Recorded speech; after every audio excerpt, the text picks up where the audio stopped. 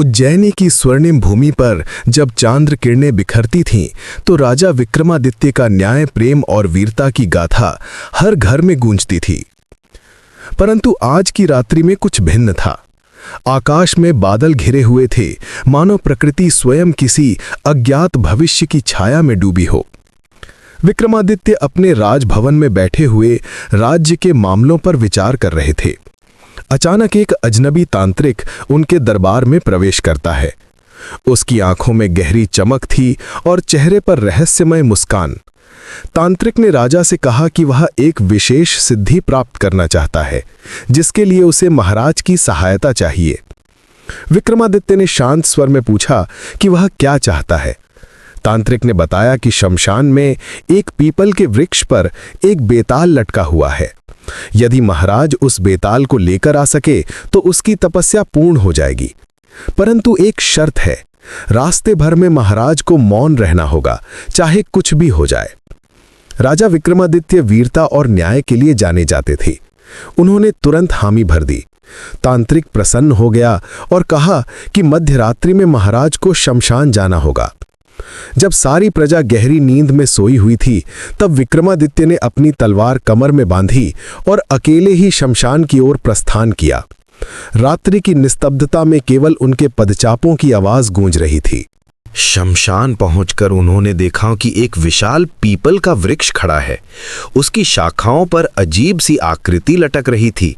ये बेताल था, न जीवित न मृत। विक्रमादित्य ने निडरता से वृक्ष पर चढ़कर बेताल को नीचे उतारा और अपने कंधे पर लाद लिया। जैसे ही राजा वापस लौटने को हुआ, बेताल बोलने लगा। उसकी आवाज भयानक थी, पर विक्रमादित्य तनिक भी विचलित नहीं हुआ। बेताल ने कहा कि रास्ता लंबा है, इसलिए वह एक कहानी सुनाएगा। सुनो राजा विक्रमादित्य, मैं तुम्हें एक ऐसी गाथा सुनाता हूं जो धर्म और न्याय की परीक्षा लेगी। बेताल ने अपनी कथा आरंभ की। बहुत समय पहले की बात है। विदर्भ देश में राजा चंद्रगुप्त का शासन था। उनका एक पुत्र था, राजकुमार अर्जुन। राजकुमार बहुत वीर और न्यायप्रिय था। उसकी वीरता की गाथा दूर दूर तक फैली हुई थी। एक दिन राजकुमार अर्जुन शिकार पर निकला। जंगल में भटकते भटकते वह एक आश्रम के पास पहुंचा। वहां एक ऋषि तपस्या कर रहे थे। ऋषि ने राजकुमार से कहा कि उनकी पुत्री का विवाह होने वाला है, परंतु दुष्ट राक्षस बार बार आकर उत्पात मचाता है और विवाह में बाधा डालता है। राजकुमार ने तुरंत सहायता का वचन दिया।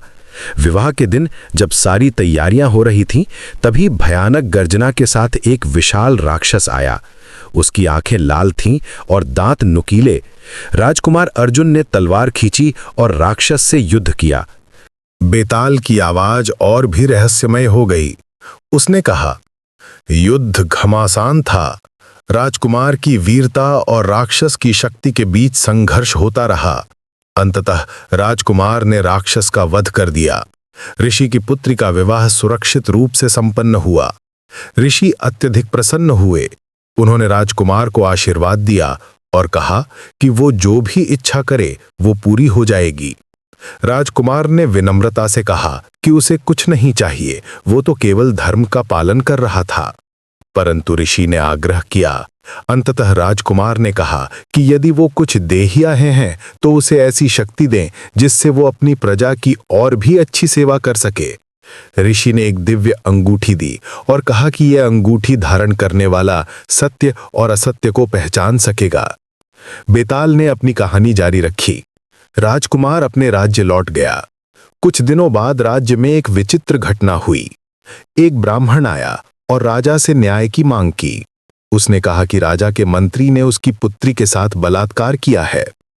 राजा चंद्रगुप्त बहुत परेशान हुए, क्योंकि वो मंत्री उनका बचपन का मित्र था और अत्यधिक विश्वसनीय था। उन्होंने मंत्री को बुलाया। मंत्री ने सिर पर हाथ रखकर कसम खाई कि वो निर्दोष है। ब्राह्मण भी अपनी बात पर अडिग रहा। राजा दुविधा में पड़ गया। दोनों सम्मानजनक व्यक्ति थे। तभी राजकुमार अर्जुन ने अपनी दिव्य अंगूठी का उपयोग किया। अंगूठी की शक्ति से उसे पता चला कि मंत्री झूठ बोल रहा है। परंतु यहां समस्या ये थी कि यदि वो मंत्री के अपराध को सार्वजनिक करे तो राजा का दिल टूट जाएगा, क्योंकि वो मंत्री को पुत्र समान मानते थे। दूसरी ओर यदि वह चुप रहे तो एक निर्दोष ब्राह्मण को न्याय नहीं मिलेगा। राजकुमार अर्जुन गहरी चिंता में पड़ गया। उसे समझ नहीं आ रहा था कि क्या करे। बेताल का स्वर और भी गंभीर हो गया। राजकुमार ने रात भर सोचा। सुबह दरबार में जब सभी एकत्रित हुए तो राजकुमार ने एक अजीब निर्णय लिया। उसने घोषणा की कि न्याय के लिए एक दिव्य परीक्षा होगी।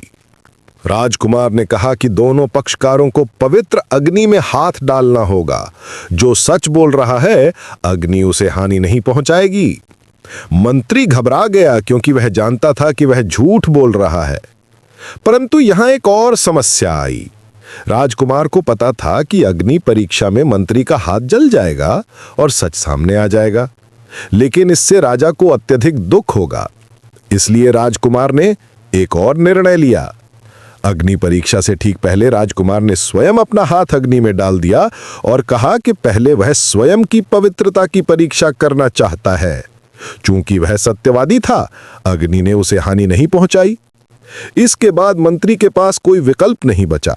उसने अपना अपराध स्वीकार कर लिया और राजा से क्षमा मांगी। राजा को सत्य का पता चला, परंतु राजकुमार की बुद्धिमत्ता के कारण किसी को शारीरिक कष्ट नहीं हुआ। बेताल ने अपनी कहानी समाप्त की और कहा, अब मैं तुमसे पूछता हूं हे राजा विक्रमादित्य, ब्राह्मण को न्याय मिल गया, मंत्री ने अपना अपराध स्वीकार कर लिया और राजा को भी सत्य का पता चल गया, परंतु राजकुमार ने जो किया, क्या वो सही था? विक्रमादित्य सोच में पड़ गया। बेताल की कहानी जटिल थी। उसमें धर्म, न्याय और मानवीय भावनाओं का संघर्ष था। राजकुमार ने निश्चित रूप से न्याय किया था, परंतु उसकी पद्धति प्रश्नगत थी। विक्रमादित्य ने मन में सोचा कि राजकुमार अर्जुन ने सही किया था। उसने न्याय और दया के बीच संतुलन बनाया था। वो सत्य को सामने ला सका और साथ ही किसी को अनावश्यक कष्ट भी नहीं दिया। परंतु तभी विक्रमादित्य को तांत्रिक की शर्त याद आई। उसे मौन रहना था।